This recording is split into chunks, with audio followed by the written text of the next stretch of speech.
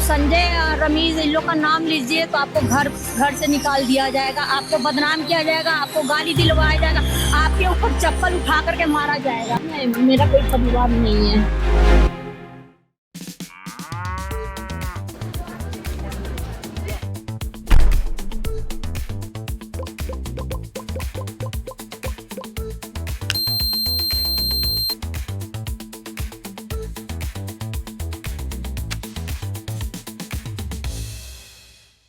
परिवार और राजनीति छोड़ने का ऐलान करने के बाद लालू प्रसाद यादव की बेटी रोहिणी आचार्य तेजस्वी और उनके साथियों पर लगातार हमलावर हैं।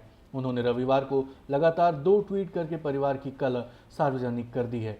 रोहिणी आचार्य ने सोशल मीडिया पर लालू प्रसाद यादव को किडनी देने को लेकर भी पछतावा जाहिर किया और कहा कि उनसे बहुत बड़ा गुनाह हो गया है।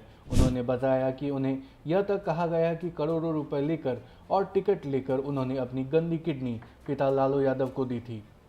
रविवार को दूसरे ट्वीट में रोहिणी ने कहा, कल मुझे गालियों के साथ बोला गया कि मैं गंदी हूं और मैंने अपने पिता को अपनी गंदी किडनी लगवा दी। करोड़ों रुपए लिए, टिकट लिया, तब लगवाई गंदी किडनी। सभी बेटी बहन जो शादीशुदा हैं उनको मैं बोलूँगी, जब आपके मायके में कोई बेटा भाई हो तो भूल कर भी अपने भगवान रूपी पिता को ना बचाएं। अपने भाई उस घर के बेटे को ही बोले कि अपनी या अपने किसी हरियाणवी दोस्त की किडनी लगवा दे।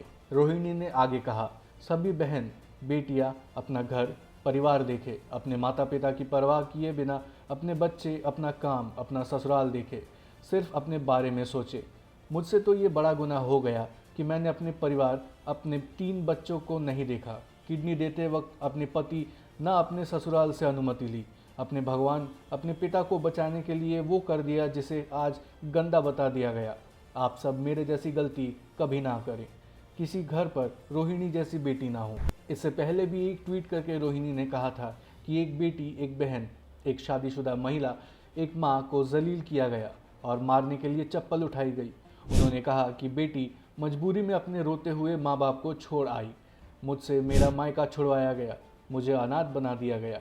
बता दें कि शनिवार को रोहिणी आचार्य ने संजय यादव और तेजस्वी के करीबी रमीज निमित पर परिवार तोड़ने का आरोप लगाते हुए फैमिली और पॉलिटिक्स छोड़ने का ऐलान कर दिया था।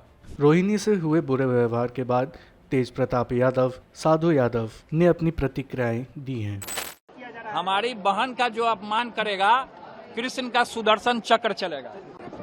और जिस तरह की बात वो कर रही है वो बिल्कुल सही बात कर रही है, अपने जगह पे वो बिल्कुल सही है।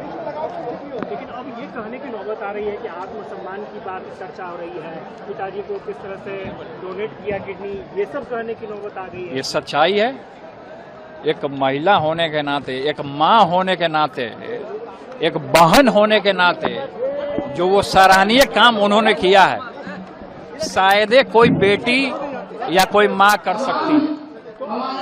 तो ये एक हमारे लिए और सभी महिलाओं के लिए ये पूरे तरीके से ये पूजनीय है और सदैव इनका चर्चा किया जाएगा। जब तक इतिहास रहेगा, इतिहास के पन्नों में इनका नाम रहेगा सुनहरे अक्षर से, हमारी बहन का।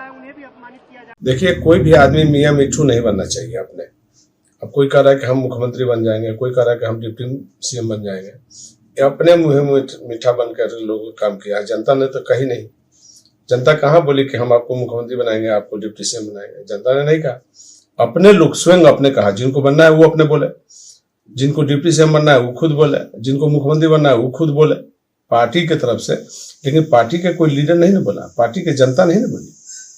ये लोग अपने बन गए ना, अपने अपने बन गए। ऐसा कभी हुआ ही नहीं है, ना ऐसा कभी होता है।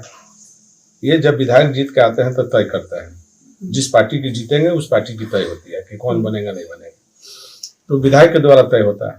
लेकिन ये लोग तो अपने विधायक अभी गाछे कटहर उठे तेल, पानी में मछलियां नौनो गिरिया, हिस्सा लगा लिया ये लोगों ने, अपने बन गया, बांट लिया। तो जनता भी देखती है ना कि क्या हो रहा है। तो बहुत सारा चीज फैक्टर है, लेकिन मैनेजमेंट का भी दोष है। टिकट बंटवारे में भी जो लोग गलती किया है उसका परिणाम है। तो ये बहुत सारी चीज है जिसको फोकस करने की जरूरत है। नहीं, देखिए, वो भगनी है, हमारी भी बहन राबड़ी देवी रही है। बहुत सारा हम भी पकड़ना झेले हैं, लेकिन हम अपने बहन के खिलाफ कभी आज तक एक शब्द भी नहीं बोला है। लेकिन जो सुनने में आया है, जो लोग बोल रहे हैं, ये गलत है, ठीक नहीं है। वो हमारी भांजी भी है और घर की बेटी भी है, बिहार का भी बेटी है। उसके साथ जो है व्यवहार, अगर कोई भी अगर इस तरह का व्यवहार किया है तो वो गलत है, तरीका ठीक नहीं है। इस बीच जेडीयू प्रवक्ता नीरज कुमार ने क्या कहा, आइए जानते हैं। रोहिणी आचार्य का जो सवाल है वह केवल लालू जी के परिवार का मसला नहीं है। वो जब राजनीति में आ गई तो वह बिहार की बेटी है और वह पार्लियामेंट का चुनाव लड़ी।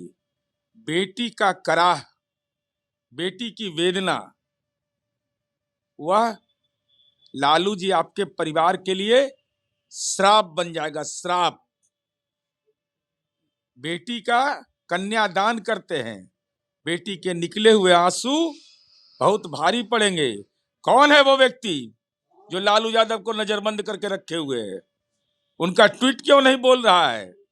रोहिणी लगातार रो रही है, भाषाई हिंसा का शिकार हुई, अपनी पीड़ा व्यक्त कर रही है और लालू जी की जुबान खामोश है, ट्वीट खामोश है।